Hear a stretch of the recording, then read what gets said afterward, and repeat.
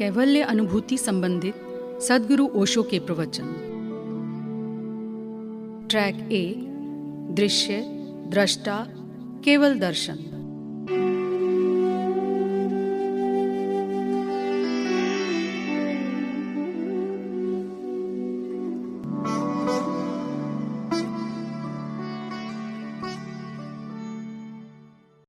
दूसरा प्रश्न। भंते, 7 जुलाई 1977 को दिन की दोपहरी में पहली बार पता लगा कि बिना आंखों के भी देखा जा सकता है।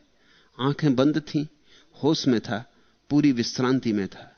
देखा कि एकाएक अद्भुत प्रकाश ही प्रकाश है चारों ओर, और उस प्रकाश में पीठ के पीछे की चीजें भी दिखाई दे रही थी। उस समय न ही मैंने कोई तर्क उठाया कि यह क्या हो रहा है। जो हो रहा था उसका मैं सिर्फ साक्षी था।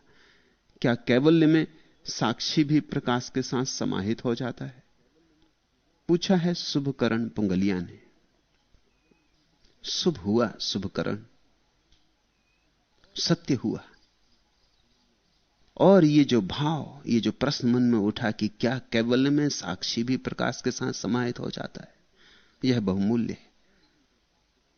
उस अंतिम घड़ी में द्वैत नहीं रह जाता। कौन साक्षी, किसका साक्षी? उस अंतिम घड़ी में भक्त और भगवान नहीं रह जाता। कौन भक्त, कौन भगवान, कौन दृश्य, कौन दृष्टा? वहां एक ही बचता है। न दृश्य रह जाता, न दृष्टा रह जाता, सिर्फ दर्शन रह जाता है। न ज्ञाता रह जाता, न ज्ञेय रह जाता, सिर्फ ज्ञान ऊर्जा रह जाती। प्रकाश मात्र ही रह जाता है, साक्षी नहीं बचता। जब तक साक्षी है तब तक कितना ही गहरा अनुभव हो, अंतिम अनुभव नहीं हुआ। जब तक तुम देखने वाले मौजूद हो तब तक तुम जो देख रहे हो वो तुमसे अलग है, तुमसे भिन्न है। वो आत्म अनुभव नहीं।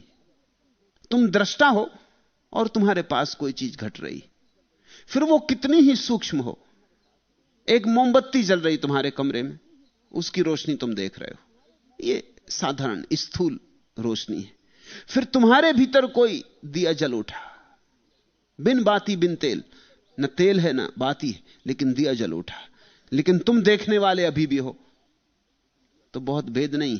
पहला दिया स्थूल था, दूसरा दिया सूक्ष्म है। पहला दिया शरीर के बाहर था, दूसरा दिया शरीर के भीतर है।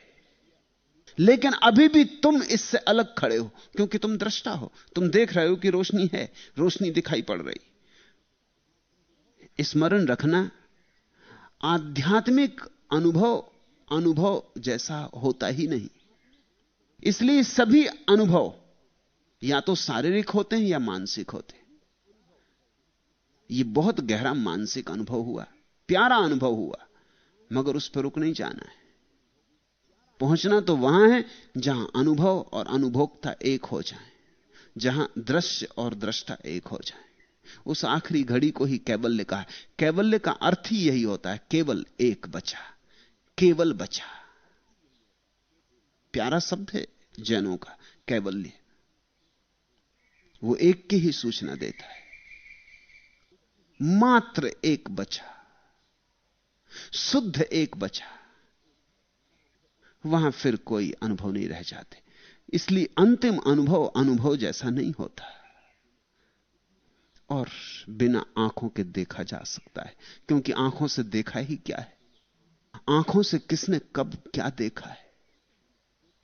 ये चमड़े की आंखें देखने की भ्रांति भर देती हैं। इनसे काम चल जाता बाहर के जगत में। तुम एक दूसरे से टकराते नहीं हो, रास्ते से गुजर के अपने घर आ जाते हो, दीवार से नहीं निकलते, दरवाजे से निकल जाते हो। ऐसा इनका उपयोग है। लेकिन और क्या दिखाई पड़ता है? ऊपर की टकराहट बच जाती, भीतर की टकराहट तो नहीं बचती इन आंखों से।